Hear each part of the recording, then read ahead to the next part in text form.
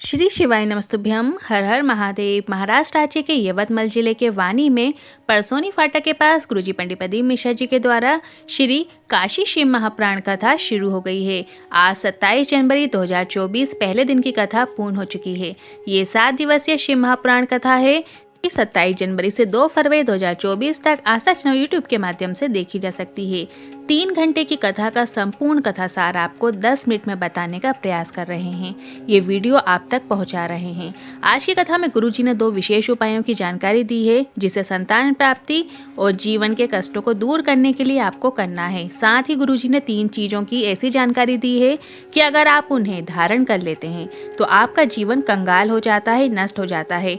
तो वो कौन सी 3 चीजें हैं जिनसे आपको बचकर रहना चाहिए, इसकी भी पूरी जानकारी आपको इसी वीडियो में प्राप्त होने वाली है। आज 27 जनवरी श्री काशी शिव महाप्राण कथा में गुरुजी ने कुल 15 उपाय पत्र और उपयोगी जानकारियां दी हैं। सभी की जानकारी आपको इसी वीडियो के माध्यम से प्राप्त होने वाली है।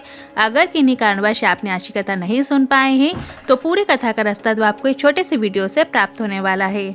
आज की कथा की पहली जानकारी की ओर। जैसा कि आप सभी को पता है, गुरुजी भी अयोध्या राम मंदिर में प्राण प्रतिष्ठा के अवसर पर गए थे और वहां से आने के बाद कथा के दौरान गुरुजी ने कहा, वहां बैठे साधु संत और जिनको आमंत्रित किया गया, जो साक्षी बने वहां पर, वो कितने भाग्यशाली हैं जिन्हें ऐसा मौका मिला।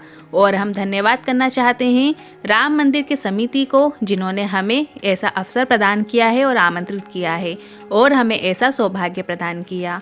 बढ़ते हैं आज की कथा की दूसरी जानकारी की ओर। किसी के लिए अच्छा सोच रहे हो, ये आपका पुण्य है। किसी के लिए बुरा सोच रहे हो, ये आपके पाप हैं। किसी को बुरा बोल रहे हो, गालियां दे रहे हो, आड़ा टेढ़ा बोल रहे हो, तो ये समझ लेना ये आपके पूर्व के पाप हैं, तभी आप ऐसा कर रहे हैं। उसी तरह अगर आप कोई अच्छा कार्य कर रहे हैं, भगवान का नाम जाप कर रहे हैं, तो आप समझ लीजिए आपके पिछले कर्म भी अच्छे थे। बढ़ते हैं आज की कथा की तीसरी जानकारी की ओर। आप कभी अच्छे कर्मों में जाओगे, अच्छी जगह जाओगे तो 10 लोग टोकेंगे, हंसेंगे, पर आप कभी गलत काम में गलत जगह पे जाओगे तो कोई नहीं टोकेगा, क्योंकि ऐसे में आपके पाप प्रबल होंगे। सच्चे मार्ग बताने वाले आपको अच्छे नहीं लगते, गलत मार्ग बताने वाले आपको पसंद आते हैं। जैसा आपका बच्चा जब स्कूल जाएगा तो उसके क्लास के सबसे अच्छे होशियार लड़के से दोस्ती होने की संभावना ना के बराबर होती है, उसी तरह दोस्ती ऐसे लड़के से होगी जो पढ़ाई में अच्छा नहीं है या मोबाइल ज़्यादा चलाता है, गेम खेलता है, उससे जल्दी दोस्ती होगी। अच्छे लोगों से दोस्ती होना बहुत मुश्किल होता है। बढ़ते हैं आज की कथा की चौथी जानकारी की ओर। जी पत्र लेकर आई। पत्र में लिखती हैं कि मेरे पिताजी की तबीयत बहुत ज़्यादा खराब थी, उनके ब्रेन की नसें दब गई थी और उनकी याददाश्त पूरी तरीके से चली गई। डॉक्टर ने उन्हें जीवन भर गोली खाने को कहा और साथ में ऐसा कहा कि ये पूरे जीवन भर ऐसे ही रहने वाले हैं। नागपुर में भी यही बताया। फिर किसी के कहने पर शिवलिंग पर जल चढ़ाना शुरू किया। चढ़ी हुई बेलपत्र को पिता को लाकर दे देते। रुद्राक्ष लेकर आए और उसका जल पिताजी से शिवलिंग पर चढ़वाते। पिताजी रोज मंदिर जाने लगे और आज पिताजी की याददाश्त भी आ गई है और चेकअप में डॉक्टर ने बताया है दबी हुई नसें अब खुल गई हैं। उसी का आभार व्यक्त करने कथा पंडाल में आए हैं। बढ़ते हैं आज की कथा की 5वीं जानकारी की ओर। दीक्षा जी पत्र लेकर आई। शादी के कई वर्ष हो गए, झोली भरी है तो उसी ने भरी है। आप कहते हैं शिवलिंग पर जल चढ़ाना, मंदिर की सफाई करना कभी खाली नहीं जाता। ये बिल्कुल सही बात है, क्योंकि मुझे संतान नहीं थी। मंदिर में सफाई करना शुरू किया, जल चढ़ाना शुरू किया, गर्भ ठहरा पर रिपोर्ट गलत आ गई। पर हमने भोलेनाथ पर विश्वास नहीं छोड़ा, लगातार जल चढ़ाते रहे, सेवा करते रहे और मैंने स्वस्थ बच्चे को जन्म दिया है। बच्चा भी पूरी तरीके से ठीक है। उसी का आभार व्यक्त करने कथा पंडाल में आए हैं। बढ़ते हैं आज की कथा की 6वीं जानकारी की ओर। सीता अनिल जी पत्र लेकर आए। कथा पंडाल में बैठकर कथा सुनने का क्या फल होता है उसका वर्णन करना चाहूंगी। मेरी बेटी 3 साल से एग्जाम दे रही थी पर उसका चयन नहीं हो रहा था। बेटी से कहा, पंडाल में बैठकर कथा सुनने से की गई कामना निश्चित ही पूर्ण होती है। हमें सीहोर की कथा सुनी और अकोला की कथा सुनी और पंडाल में बैठकर कामना की और पंडाल में बैठे थे, तभी रिजल्ट आ गया। मेरी बेटी का मुंबई पुलिस में चयन हो गया है। उसी का आभार व्यक्त करने कथा पंडाल में आए हैं। बढ़ते हैं आज की कथा की 7वीं जानकारी की ओर। मेघा किशोर जी पत्र लेकर आई। जिंदगी में दुख के पहाड़ टूट गए थे। मेरी 2 साल की बेटी है और एक 9 माह का गर्भ था और मेरे पति शांत हो गए। ऐसा मन में ख्याल आया कि इस जीवन को समाप्त कर लूं, क्योंकि लोग कई प्रकार की बातें करते थे कि बच्चे ने पिता को खा गया। कोई मुझे कुछ बोलता तो कोई मुझे कुछ कहता। पति के जाने के बाद और संतान आने का कारण बहुत लोग बातें बनाते थे। तभी मेरी सहेली ने कहा, दुख मत मना, शिव महापुराण कथा के बारे में बताया। गुरुजी, मेरी जैसी ना जाने कितनी बहनें होंगी जिनका जीवन आपने बचाया है शिव महापुराण के जरिए। बाद मैंने कथा सुनना शुरू किया और बच्चों को भी भगवान की भक्ति में लगाना शुरू किया और बाबा ने मेरे सारे दुख हल लिए हैं और अब ऐसा लगता है भोलेनाथ मेरे पिता हैं और मैं उनकी पुत्री हूँ। बस रोज 1 लोटा जल समर्पित करना मेरा ये काम है। बढ़ते हैं आज की कथा की 8वीं जानकारी की ओर। कर्जा लेकर, उधार लेकर, किसी से धन लेकर कभी भी कथा मत करवाना। हम सभी से निवेदन करना चाहेंगे। गुरुजी ने कहा, जब भोलेनाथ आपको दें तभी आपको शिव महापुराण कथा कराना चाहिए। तेरा तुझको अर्पण। बढ़ते हैं आज की कथा की 9वीं जानकारी की ओर। इस कथा के जजमान को बधाई देते हुए गुरुजी ने कहा कि आपने अपनी बेटी का नाम काशी रखा है।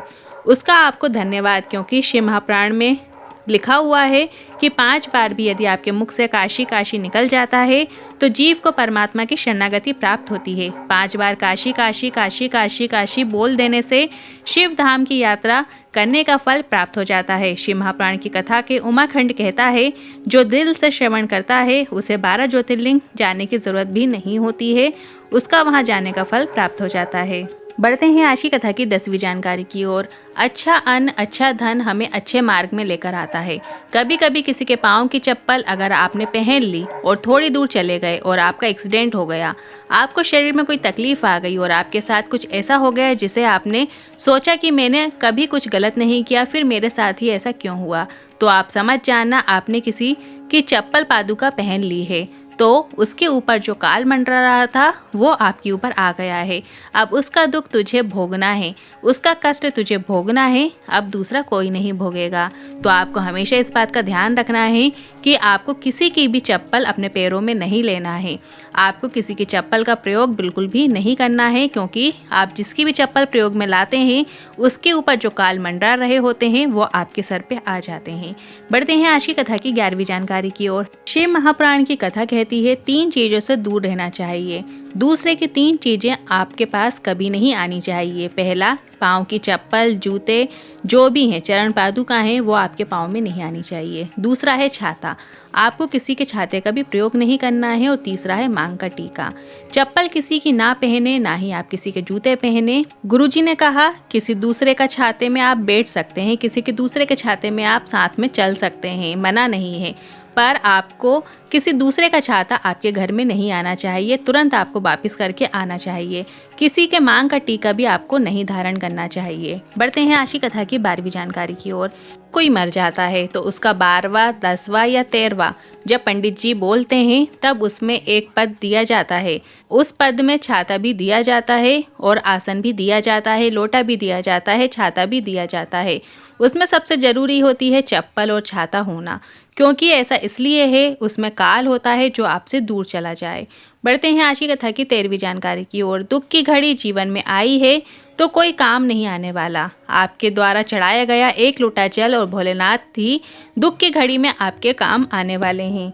बढ़ते हैं आज की कथा की 14वीं जानकारी की ओर। अगर संतान नहीं है, बहुत लंबा समय हो गया है, संतान नहीं हो रही है, आपने सभी डॉक्टर को दिखा लिया है, पर साथ साथ आपको इस उपाय को भी करना है। आपको रजस्वला धर्म के 7वें दिन पति पत्नी दोनों को जाकर सफ़ेद आकड़ी की जड़ को लेकर आना है। इसके बाद उसे शिवलिंग के ऊपर से 11 या 21 बार घुमाकर तुम्रुकेश्वर महादेव का नाम लेते हुए नंदी के पास खड़े होकर उसे लाल धागे का उपयोग करते हुए, जब वो स्त्री जो गर्भ धारण करना चाहती है, संतान की प्राप्ति चाहती है, अपने कमर में बांध लेती है तो उसे संतान सुख प्राप्त होकर ही रहता है। बस आप सच्ची आस रखिए, विश्वास रखिए। आज की कथा में गुरुजी ने बस इतना ही बताया है। आज की पूरी कथा को हमने संक्षिप्त में बताने का प्रयास किया है। कल दूसरे दिन की कथा भी इसी चैनल के माध्यम से आप देख सकते हैं। आज की कथा यदि आपको थोड़ी भी उपयोगी लगी हो तो आप अपने परिवार वालों के साथ, अपने प्रेमी गणों के साथ जरूर शेयर कीजिएगा। हर हर महादेव। श्री शिवाय नमस्तुभ्यम।